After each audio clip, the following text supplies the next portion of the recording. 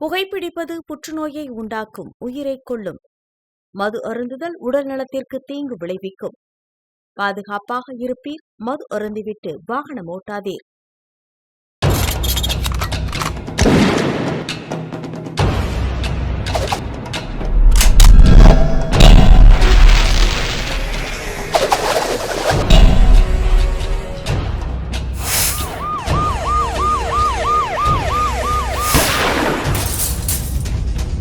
கோப்பியம், உண்மையும் பின்னணியும்.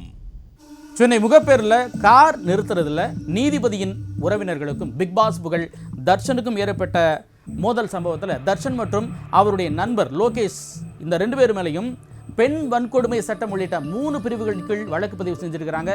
அந்த பரபரப்பான சம்பவத்தை இப்ப பார்க்கலாம். ஒரு காலத்தில் ஒருவரின் அந்தஸ்தாக கருதப்பட்ட கார் மிகவும் அரிதானதாகவும் விலை மதிப்புமிக்க ஆடம்பரங்களில் ஒன்றாகவும் இருந்து வந்தது. ஆனால் இன்றோ வீடுகளில் நிறுத்த முடியாத அளவிற்கு கார்கள் பெருகியதால் கார் வைத்திருக்கும் ஒவ்வொரு சாமானியனுக்கும் இன்றைக்கு பார்க்கிங் என்பது பெரிய பிரச்சனையாகவே உள்ளது. அந்த அளவிற்கு இன்றைக்கு கார் பார்க்கிங் என்பது ஒரு சமுதாய சிக்கலாக உருவாகி இருக்கிறது. அப்படித்தான் கடந்த 2 நாட்களுக்கு முன்பு தர்ஷன் என்பவருக்கும் நீதிபதியின் குடும்பத்தாருக்கும் கார் நிறுத்துவதில் ஏற்பட்ட பிரச்சனை அப்பகுதியில் பெரும் பரபரப்பையும் சர்ச்சையையும் ஏற்படுத்தியது. சென்னை முகப்பேர் கிழக்கு பாரி சாலையில் உள்ள தேநீர் கடைக்கு சென்னை உயர்நீதிமன்ற பெண் நீதிபதியின் மகன் அவரது கர்ப்பிணி மனைவி மற்றும் மாமியாருடன் சென்றுள்ளார். அப்போது அவர்களது காரை அதே பகுதியில் இருக்கும் பிக் பாஸ் புகழ் தர்ஷன் என்பவரது வீட்டின் முன்னால் நிறுத்தியதாக கூறப்படுகிறது. அதே நேரத்தில் அங்கு வந்த லோகேஷ் தனது காரை நிறுத்த வேண்டும் என்பதால் காரை எடுக்க கோரியுள்ளார். ஆனால் அவர்கள் தாமதப்படுத்தியதால் இரு தரப்பினருக்கும் இடையே வாக்குவாதம் ஏற்பட்டு பின் கைகலப்பு வரை சென்றது. என் பேரு ஆத்திச்சூடி. நீங்க 2 நாளைக்கு முன்னாடி இங்க டிவியில் நியூஸில் எல்லாம் இது மாதிரி தவறான சித்தரிக்கப்பட்ட மாதிரி நியூஸ் எல்லாம் பார்த்துட்டு கேட்டுட்டு இருந்திருக்கீங்க. ஆனால் உண்மையாகவே பாதிக்கப்பட்ட நானும் என் வீட்டாக இருந்தேன். நாங்கள் ஏதாச்சும் டீ குடிக்கிறதுக்காக வண்டியை கொண்டு போய் நிறுத்திட்டு இது பண்ணும்போது அவர் நடிகர்ன்ற இந்த இதில் தான் அவங்க மாமியார் அவங்க ஹாய்ன்னு சொல்லி தான் போய் பேச இது பண்ணி போட்டாங்க. அது அவர் உங்கள் வண்டியான்னு சொல்லிட்டு பெரியவங்களையும் மரியாதை இல்லாமல் பேசினார். நான் வண்டியில் பார்க்கிங் எடுத்தது தப்பு தான், சாரி பிரதர், நான் வண்டி எடுத்துறேன்னு சொல்லிட்டு நான் போய் வண்டி எடுத்துகிட்டு போன கேப்பில் அங்கே கூட இருந்த இன்னொரு பையனும் அது மாமியார்ட்டி தகாதவத்தை தப்பாக பேசினாங்க. இதை கேட்டுட்டு இருக்கும்போது ஏங்க பெரியவங்கள்ட்ட தான் வண்டி தான் எடுக்கிறவன் ஏன் இந்த மாதிரி பெரியவங்கள்ட்ட போய் தப்பாக பேசுங்கன்னு கேட்க மனைவியும் அவங்க போட்டு போகும்போது அவன் அதாவது மாமியார்ட்டியும் மனைவிக்கிட்டேயும் தப்பா இந்த மேலே அப்படி கையை வச்சு தள்ள மாதிரி இப்படி என்னன்னு ரொம்ப எகிரி தப்பா மாதிரி பண்ண ஆரம்பிச்சிட்டாங்க. இது நான் வண்டி ஸ்டார்ட் பண்ண வண்டி எடுக்கிறதுக்கு நான் ஸ்டார்ட் பண்ண போயிட்டு ஐயோ ஏதோ பிரச்சனை ஆயிடுன்னு சொல்லிட்டு ஏங்க போய் லேடிஸ்ட்டு போய் பேசுறீங்கன்னு சொல்லிட்டு இப்படி ஏதோ பேசிட்டு இருக்கும்போது நீ என்னடா அது அப்படின்னு சொல்லி சொன்னாங்க. வண்டி எடுக்கிற பிரதர் அப்படின்னு சொல்லி சொன்னதுக்கு நீ என்ன பண்ண கெட்ட விதத்துல திட்டிட்டு இதாக இருந்தால் என்ன நீ எடுக்கு, நீங்கள் என்ன கெட்ட வார்த்தை சொல்லி திட்டிட்டு சாரியாவது இதாவது நீ எடு அப்படின்னு சொல்லிட்டு திருப்பி சொன்ன உடனே ஏங்க இப்படி மரியாதை எல்லாம் கெட்ட வார்த்தை எல்லாம் பேசுங்கன்னு சொல்லி சொல்லும்போது அவங்க அந்த எல்லாம் கையில் அந்த டீ கிளாஸ் இருந்ததுன்னா இது மாதிரி அவங்க தப்பாக அவங்க பேசிட்டு டக்குன்னு கையை பிடிச்சி அப்படியே மனைவியோட கையை பிடிச்சி ரொம்ப பயங்கரமாக முறுக்கிட்டாங்க. அப்போது தர்ஷன், லோகேஷ் ஆகியோர் நீதிபதியின் மகனை கடுமையாக தாக்கியதாகவும் அதனால் ஆத்திரமடைந்த அவரது மனைவி அவர்கள் மீது டீயை ஊற்றியதாகவும் கூறப்படுகிறது. இதனால் ஆத்திரமடைந்த லோகேஷ், தர்ஷன் ஆகியோர் அவரது கையை பிடித்து முறுக்கி தாக்கியதாகவும் அதனை தடுக்க வந்த அவரது தாயாரையும் அடித்ததாகவும் கூறப்படுகிறது. வீட்டில் எல்லார் வீட்லேயும் பொம்பளைங்க லேடிஸ்லாம் இருக்காங்க. அது மாதிரி பண்ணியிருந்தா நீங்க எல்லாரும் சும்மா இருந்திருப்பீங்களா? உடனே அரெஸ்ட் பண்ணிட்டாங்க, போனாங்க, இன்கொயரி பண்ணாங்க, அப்படி இப்படிலாம் ஒன்றும் இல்லைங்க. போலீஸில் இன்வெஸ்டிகேஷன் பண்ணாமலாம் எதுவும் பண்ணல. அது நாங்கள் கம்ப்ளைண்ட் கொடுத்தது லேட் கொடுத்துட்டோம், அப்படி கொடுத்துட்டோம், மாற்றி சொல்லிட்டாங்க. அதாவது அந்த யூடியூப் சொல்லும்போது என்னென்னு விசாரிக்காமல் கண்ணா பண்ண தப்புன்னு சொல்லி ரொம்ப மன உளைச்சல்கள் உண்டாக்குற மாதிரி தான் அது பண்ணுறாங்க.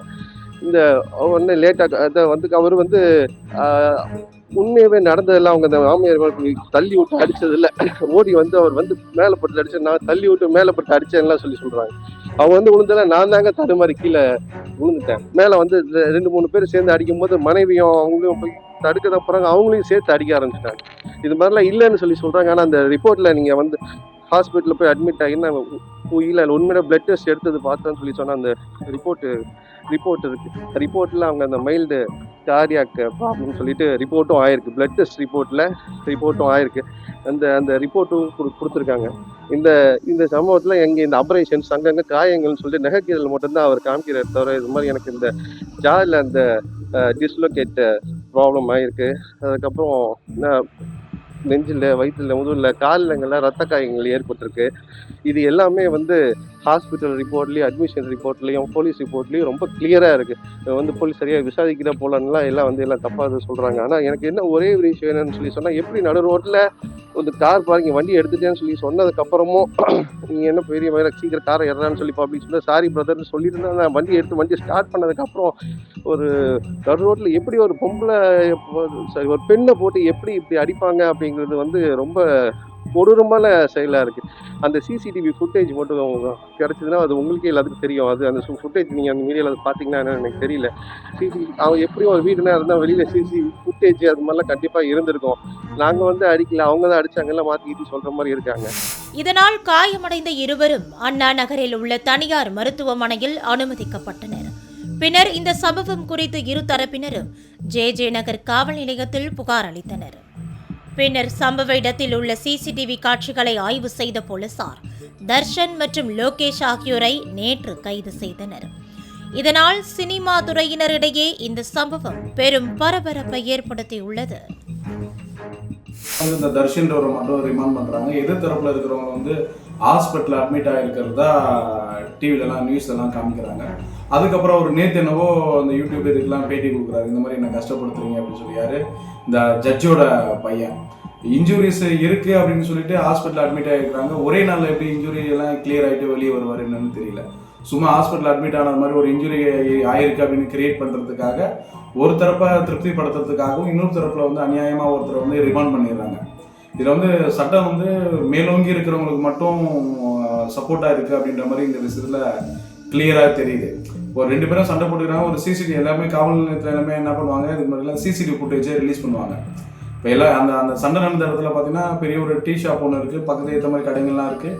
என்ன நடந்திருக்கு அப்படின்றத அந்த சிசிடிவி ஃபுட்டேஜ் ஏதாவது போலீஸ் ரிலீஸ் பண்ணியிருந்தாங்கன்னா பப்ளிக் எல்லாருக்குமே இது ஈஸியாக தெரிஞ்சிருக்கும். அந்த மாதிரி எந்த ஒரு நடவடிக்கையும் இல்லாமல் ஒரு தரப்பை மட்டும் இமிடியேட்டாக ரிமாண்ட் பண்ணுறாங்க. இன்னொரு தரப்பை வந்து எதுவுமே இல்லை, ஏதோ ஒரு வன்கொடுமை பெண் வன்கொடுமை ஒரு 3 செக்ஷனில் வந்து இவரை ரிமாண்ட் பண்ணுறாங்க. தர்ஷனோட எஃப்ஐஆர் எதுவுமே ஆன்லைனில் அப்லோட் எதுவுமே பண்ணலை. அந்த மாதிரி பண்ணியிருந்தாலும் எந்த செக்ஷனில் போட்டிருப்பாங்க, செக்ஷனில் அவர் வந்து ரிமாண்ட் பண்ணியிருக்காங்க அப்படின்றது தெரியும். இது வந்து வலுக்கட்டாயமாக ஒருத்தரை திருப்திப்படுத்தணும்னு சொல்லிட்டு இன்னொரு தரப்பில் வந்து அநியாயமாக ஒருத்தரை ரிமாண்ட் பண்ணுறேன். இது ரொம்ப கண்டிக்கத்தக்கது. ஒரு சட்டம் வந்து ஒரு பெரிய ஆளுமை படைத்தவர்களுக்கு மட்டுமே சட்டமாக இருக்குது, சாதாரண மனிதருக்கு சட்டம் இல்லை அப்படின்றது இந்த ஒரு விஷயத்தில் வந்து நம்ம ஈஸியாக தெரிஞ்சுக்க முடியுது. இது ரொம்ப ஒரு வருத்தமான செயலாக நான் பார்க்குறேன். கோப்பியம், உண்மையும் பின்னணியும்.